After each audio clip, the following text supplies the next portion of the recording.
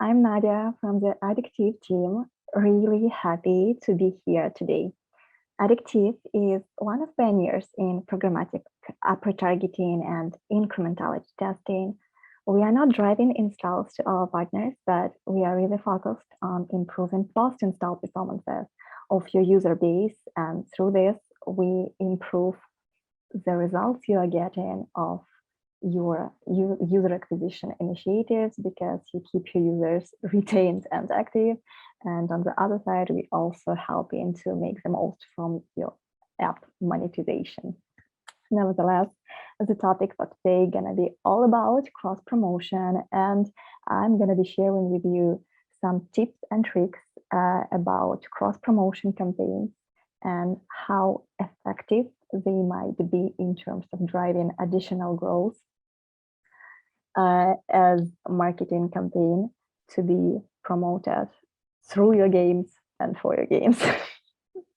We're going to start with reviewing basic terms of cross promotion, move on with steps not to be missed during the cross promotion campaign setup, and of course, when it comes to all marketing initiatives, the key of campaign effectiveness lies completely on your ability to analyze the data, to understand what's going on and what adjustments are to be made to make the most from the performances and reach the goals you're setting for your marketing campaign. Let's get started. So fundamentally, cross promotion is essential part of each and every marketing initiative. And basically what you're doing is promoting one of your game among your other gaming titles. Easy to understand, it's pretty simple. For Addictive, we really regard cross-promotion campaigns as something in between user acquisition and retargeting strategy, because on contrary to user acquisition, although cross-promotion campaigns really drive your installs, but they're not generating completely new installs. You're still dealing with the existing user base of one of your games and transferring them, and trying at least to transfer them to some other titles. And actually, this brings us to the point why it's so important to add cross-promotion as part of your marketing initiatives when you have 2 and more titles in your portfolio. So to begin with, it really allows you to improve lifetime of your user, their retention and LTV, because at some point your users gonna be churning. There are lots of factors that can affect user churn, starting from tech issues within the game, ending up to users who absolutely reached the maximum level of achievements within your games and there is no room to grow, and then they keep on looking for something else. And if it's the case, and as all publishers go through really fierce competition and try to build brand recognition, I think also one aspect that can allow you to make cross promotion really effective is that when your users like some of your games, potentially we have high chances for these users to like some other games of yours. In this respect, from one side, through cross promotion campaigns, you can generate new users, new installs from your existing user base for your newly launched game, especially, again, if it's the case for the users who have been churned. From the other side, for those users who already churned or are about to churn from one of your titles, you have amazing opportunity to distinguish those users, target them, and transfer them to the other game of yours. In this respect, all your players and users who generate revenue, irrespective of what monetization style you follow with your game, it can be in-app purchases, ad use, subscriptions whatsoever. The idea is that user is kept within your ecosystem and you are not losing it. And those money that you once spent for their user acquisition are not lost, because again, user acquisition is the most expensive marketing initiatives. It's cheaper to retarget user and to cross-promote them rather than to acquire someone new. Another cool thing when you deal with the existing user base is that you already understand user behavioral patterns of your users. And in this respect, you have more freedom to experiment with the offers that might tempt them more to make target action that you want from them. Again, when it comes with improving user retention lifetime, it has a direct impact on user LTV and basically the amount of revenue that is generated with one user through his lifetime. It's all interconnected, and LTV is a core indicator for each and any project success, including games also. So why not? It really may help if cross-promotion is done correctly. Nevertheless, there are always some drawbacks and potential bumps on the road, because everything has to be done in a smart way. Of course, cross-promotion might have positive impact on your LTV growth, but might not, since different things happen. And again, the key to success is holding lots of knowledge about your user base and questioning everything to make the right steps towards your success. Cross-promotion is a tricky thing, but again, especially when you take two games, one source game, one promoted game, source game from which user is going to be transferred might suffer a lot. It also depends on kind of users that you're going to be transferring from one game to another anyway. Potentially DAO and revenue that is generated in a source game might be impacted in negative way. And in this respect, it's always a good idea to track everything, measure performances, and measure overall results you are getting. Are you benefiting from it or not? So this is something that you really have to keep in mind. Nevertheless, we are moving on to checking the basic life cycle of each and every product, the game specifically. So I'd say that we all go through the same stages in life, in business. It all starts with birth stage, early stage, when the game is launched, in our case, because we are talking about different kind of games. And you start to making first steps in user acquisition. It's really important during the first stages to ensure that there are no tech issues in your games and that users won't be churned due to some tech issues, because it's going to be way more difficult to return those users if they're going to be experiencing some bad stuff in terms of game mechanics and mistakes that are going to pop up back. So test to the maximum to mitigate all possible tech issues within the game. Then each project goes through the growth phase, when we are sure that product is good and it potentially falls under the interest of our target audience. So we are pushing really heavily with user acquisition campaign. And we see that metrics are growing. At some point, user reaches maturity, which is the peak of any product or services, and you make the most of it because users are aware of the product, they like it, they are ready to be actively involved into monetization, and this is the phase where you generate the most revenue. However, after the maturity phase, there's always a decline phase where everything drops down. In this respect, one of the scenarios that can be used to prolongate maturity stage and to mitigate the impact of any drops is to start some re-engagement strategies. Re-engagement strategies can be used in various ways. I suggest using them on growth and maturity phase because there are different use cases you can handle through retargeting.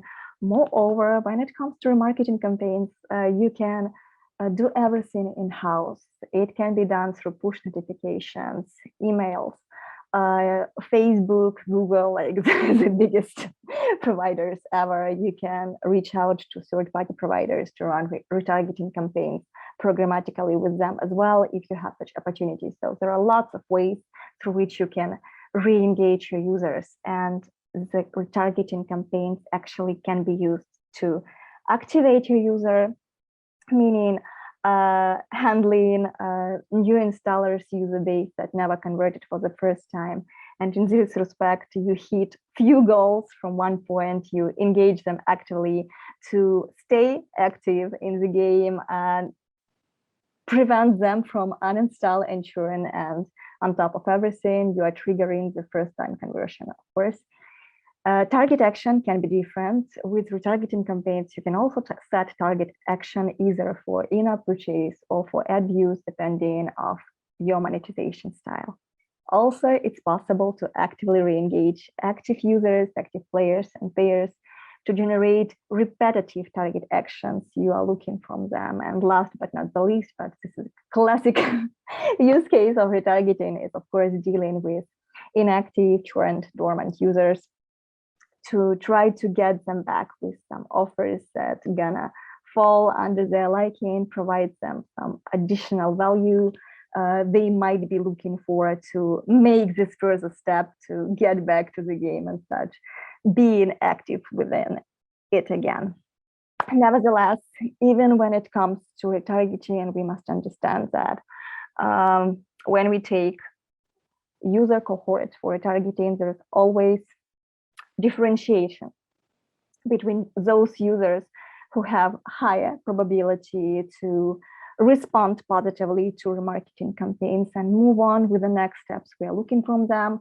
Yet there is some percentage of users who are going to be churned irrespective of what messaging they're going to be getting, because again, the reasons for churn might be really, really different. And you as publisher, as a holder of all the knowledge base about your auditory, really have to understand where and when users are churning to detect behavioral patterns that might indicate how close user to being churned. This also gonna make you really, really close to understanding to the reasons why they're churning. And again, when you differentiate that, you can work with the product, updating your game, adding new features, eliminating any tech issues that might pop up. You can push more on re-engaging your users to involve them more actively. And last but not the least, as we're talking about cross-promotion, you can also tackle the churn through cross-promotion strategy. Actually, here we also see the graph that allows you to understand on which marketing activities you should push more when it comes to different life stages of your product. It's not a guide to follow. It's going to be different for any project. Anyway, when it comes to marketing, it's also test and learn approach in everything. You have to really play with lots of channels, different initiatives to find the perfect and optimal combinations that are going to work for your product. But anyway, at the point when we see that retargeting is not working and we are losing the users, it makes sense to start transferring those users to new titles to keep them onboarded within our games ecosystem. And in this respect, again, as I mentioned before, once the interest in one of your games is completely lost and you obviously see all the behavioral patterns that screaming about the fact that user is about to lost. He is burning out and there is no way for them to stay within a game. Then you group those users into different cohorts and initiate your cross-promotion campaigns to transfer them to another title and keep on boosting their lifetime and LTV with your other gaming titles. Another thing that is really important to note when it comes to cross-promotion campaigns is that the primary goal is, of course, generating installs. It's pretty much the same for user acquisition. I understand that the main indicator of business success is revenue. And of course, we use some organic user behavior patterns in terms of revenue generation, as well in terms of user quality to ensure that we are targeting the right users. But again, the primary goal is generating new installs. You can, of course, ensure that you are targeting the right audience, but preliminary analysis of your users, and again, making more specific targeting to cover the user segments that has the highest probability to follow the same behavioral patterns they used to have in one of your games, to go on with the same purchasing potential patterns in the other game. Anyway, it's also, I think, important thing to understand that, of course, there are high chances for a purchaser to be a purchaser in your next title, but he might not follow the same behavioral patterns.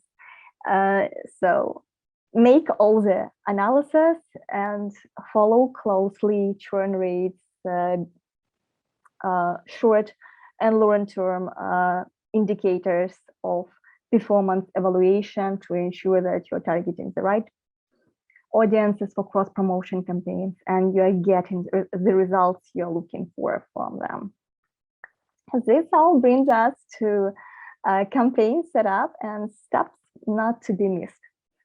To begin with, first thing you have to to launch cross-promotion campaigns is, of course, tracking tool. It can be paid MMP, it can be internal tool, depending on the resources you have. Of course, it's cool to have something yours because it's going to be super customized, built on the basis of your needs and your project's peculiarities, but it's going to be more long in terms of getting ready with the product and fixing all the problems and bugs that obviously be waiting for you behind the corner. So another option is, of course, to use freemium or paid ready solutions for attribution to track the performances of your marketing campaigns. And again, you can track and manage your marketing campaigns through these tools. Next, as I mentioned constantly during this conversation, you have to do your homework in everything, like basically in everything. And when it comes to marketing campaigns, it's of course lots of analysis to be done in advance to understand how users are churning and make some predictions on the user churn, to understand how intense the connection is between the user and some specific game, and what are chances for these users to actually like some other games you have to suggest, because the next step is basically choosing the source and promoted games. And again, when it comes to choosing promoted games, from one hand, you can take absolutely new title that is about to launch and promote it in your other games. On the other hand, you can take your top project that is like outshining all other games that are really topping in terms of user liking. So it has really lots of potential to be liked by other users as well. It depends. And again, A/B testing in everything is a really good idea to make the most from cross promotion as well. When it comes to source game, and this is actually the game from which users gonna be transferred, you also have to be cautious. You have to take into account this game daily active usage and monthly active usage metrics, especially knowing organic conversion rates. You have to understand how big these indicators must be for you to actually benefit from cross promotioning from this specific game, because this might be a serious limitation. And in case your user pool of source game is not significant enough, it's no sense to waste money for cross promotion, and it's better to go with a basic user acquisition campaign. Also, as I mentioned before, also already source game might be at risk of suffering major loss of their users in case that you're gonna be targeting some active players of the source game to be added into promoted games. There might be risk for them to stop playing the source game and transferring completely to promoted games. There might also be risk for them to skip both games at all, but there is also chances for them to stay active players within two titles.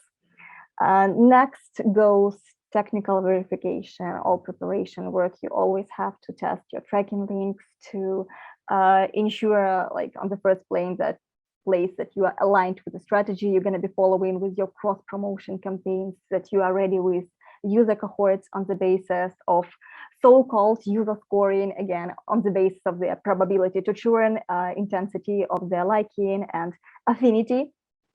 So this is something you definitely have to take into account. It also requires lots of creative work. For cross promotion, in the vast majority of cases, marketers use the same creatives as they use for user acquisition. For gaming vertical specifically, it's really crucial to make something really engaging. I love seeing the examples of playables that really get you hooked.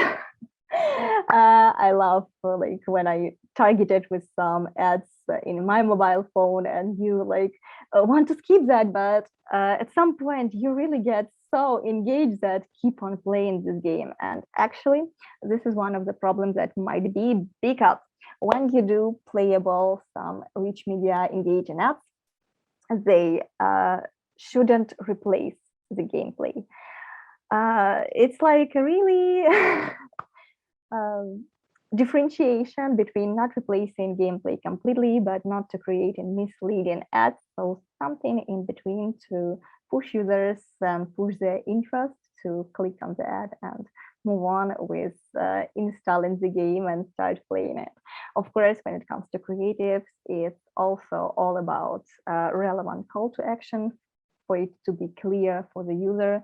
And of course, you have to make A/B tests with lots of creatives, their design characters that are shown to them. It's always a good idea to connect some offers for different user categories, because the response can be really, really better. And another thing that really works the best is to connect your cross promotion campaigns to a new game launch or significant updates in the game, because as we see, it also increases the chances to show better performance and in a long-term run to generate more revenue and return on your investment. So implementing campaigns, it's cool. Like, again, you can do everything in-house. It's gonna be free. You can use paid channels.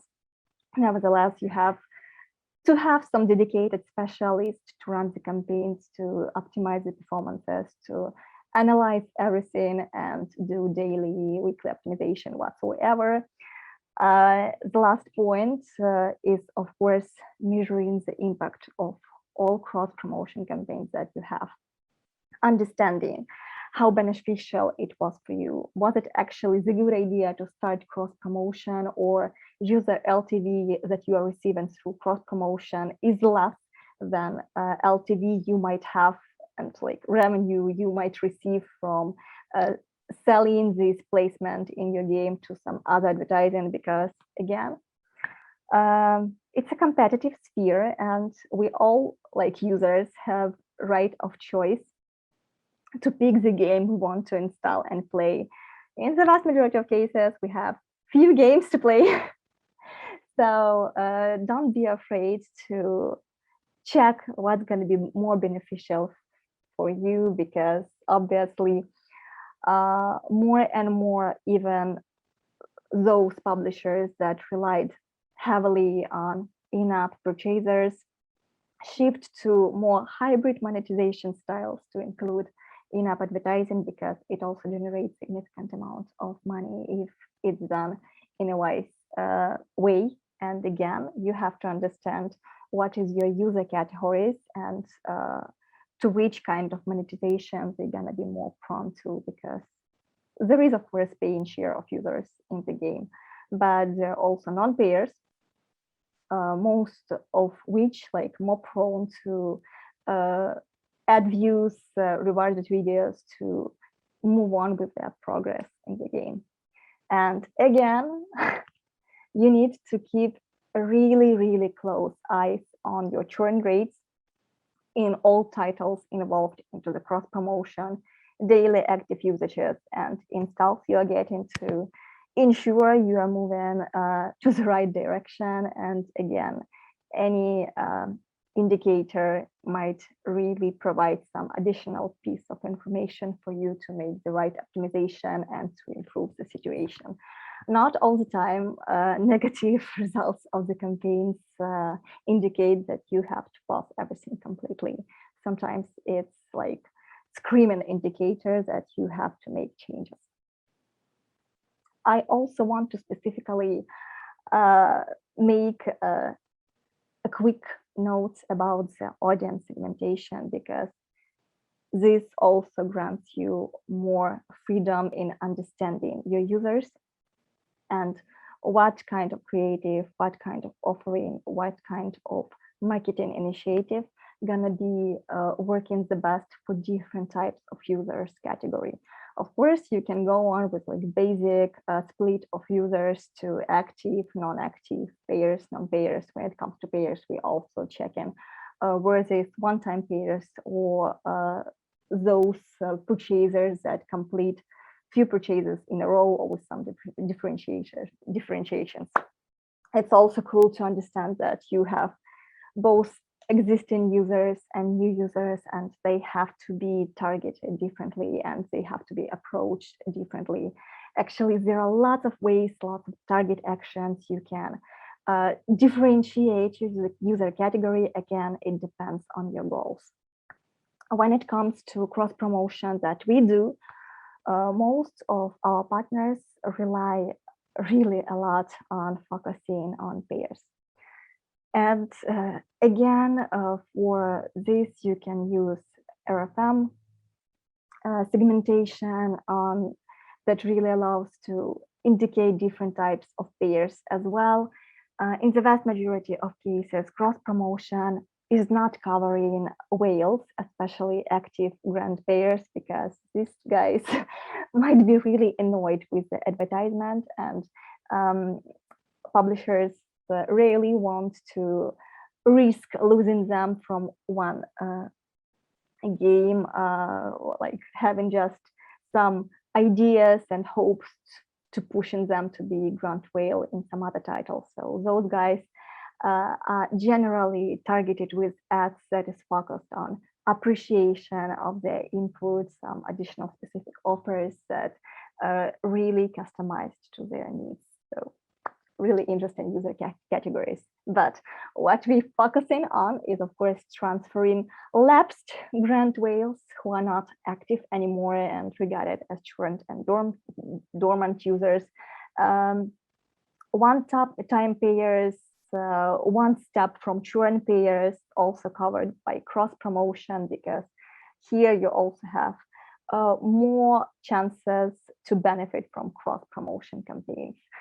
When it comes to games that are really relying mostly on in-app purchases, they do not cover new installers through cross-promotion campaigns, because you have to give these users time to onboard, to understand if they like the game or not, rather than bombard them with messages right through from the very start of the user journey. And also, publishers are not prone to cover non-payers because it's super difficult to convert in gaming vertical, specifically to convert non-payer into payer. There's always less percentage of paying share for mobile project, and these users impact mostly DAO and MAU metrics, so it's not the case. Also, thing to be considered when you build audience segments for cross promotion is to have new install definition for these users. So you have to ensure that the user you are about to transfer in a new game hasn't installed the game before, or is inactive for at least like 6 or more months. Also, you have to take in account potential cannibalization. And in this respect, you have to define your audiences in a way not to overlap them with your potential remarketing campaigns or whatsoever. You have to have clear, valuable user definitions you're going to be targeting and LTV endpoints for the game. It's also really crucial to pay attention to data science and prediction algorithms, especially right now when you have to understand on the basis on previous user behavior, their intents, their potential drop-off points, their potential interest within the other game. Because the easiest thing, of course, is to promote, for example, match 3 title in another match 3 title. But right now, we also see lots of user acquisition, and more publishers have really diverse portfolio of gaming genres. So you have to do some profound predictions to build the right cohorts on the basis of potential user interest in some other vertical. If you don't have opportunity to cross promote your users within the same genres, because anyway, games gonna be different, and you have to understand that. It's kind of interesting, and again, this includes the right targeting for the user cohorts, also including demography and geography of the users you're going to be targeting. One of the most interesting and important topics is, of course, how to evaluate the effectiveness of your campaigns. Of course, there are short terms, there are long term indicators of campaign success. You have to check everything when it comes to user acquisition in any form. You're really checking first and foremost CPI, CPS. You also check in how active are users in terms of completing some basic steps to be regarded as those who are undergoing game onboarding, like completing some tutorials, maybe reaching specific levels, ad views they're making. Maybe they're visiting some marketplaces within the game to check some products, how these users activated, what are the daily active usage, monthly active usage of the game. And this also brings us to necessity to then shift to long-term marketing campaigns effectiveness indicators, which is retention. And of course, it's crucial to take into account long-term retention, which in a way gonna be different for various gaming genres. So for hyper casual games, these are way shorter than for mid-core games. The same goes for sessions, both in terms of number of sessions the user has within the game and the length of this session. We also take into account conversion that is happening for the first time with these users, the RPPU, paying share, and of course, for all marketing projects, we are checking and actually launching campaigns with optimization on ROI, ROAS goals for a specific day. Again, long-term is more preferable, but you must also always have checkpoints to check, like roll day 3, day 7, day 14, day 28, whatsoever, to ensure that you are moving the right direction and being able to track everything through these benchmarks and make needed changes. If needed, allocate the budgets whatsoever. And the golden rule for game success is for a user LTV to be more than CPI. Classic indicator of game success, if I'm not mistaken, is when LTV is 3 times higher than CPR rates you are paying to acquire new users for your game. That's pretty much it with the presentation. I hope you liked it.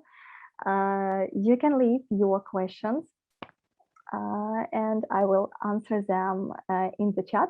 It was a pleasure talking about cross-promotion because I'm really, really fascinated with marketing.